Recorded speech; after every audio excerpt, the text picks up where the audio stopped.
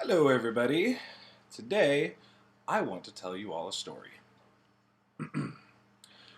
Once upon a time, there was an entrepreneur with a great idea for a business, but no startup capital to fund his vision. So, he went out and got a bunch of investors.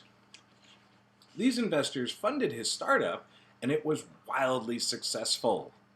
So, one day, the investors came back to say, hey, we're glad to see things are doing so well. When will we get a return on our investment? And the entrepreneur just laughed and walked away. Obviously, the investors were upset. So they went to the local regulatory agency that was supposed to prevent this sort of thing from happening. They walked in the door and, well, they were very surprised, stunned, to see that the man who had cheated them had purchased the agency. There was no other authority, nowhere they could go. They were simply screwed, and he held all the cards. Believe it or not, this is actually a true story. Well, with some tweaks. It wasn't one startup. It was the wealthiest 1% in the nation, and the investors are the American people, the regulatory agency being Congress. Think I'm exaggerating? Consider this. There is not a single billionaire or huge company that I can think of that does not depend for its success upon the hard work of average American citizens. Hell, 1% of America's workforce is employed by Walmart. That's 1.4 million people, in case anyone was counting.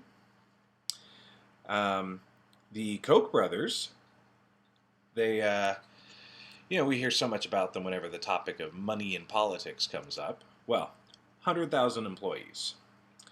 Mars, they sell food, drinks, tobacco products, 75,000 employees. Now, I could go on, but let's just stop there. Koch Industries' revenue as of October 2014 was about $115 billion annually. Mars was about $33 billion annually. So these are extremely powerful and wealthy folks here.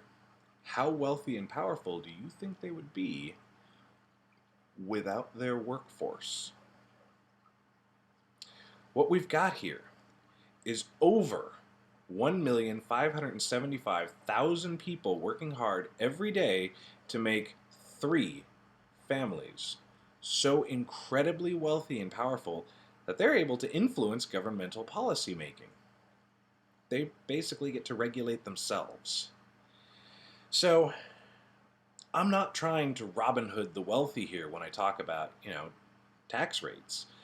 All I'm asking is that these very few people take care of the masses of people making them wealthy, pay their fair share of taxes, and stop buying politics.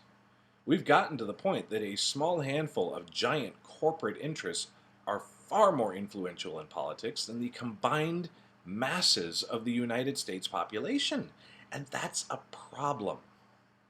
So, the next time that someone says taxing the wealthy, overturning Citizens United, limiting campaign contributions, and regulating business is somehow unfair, I want you to think about it. Is it really?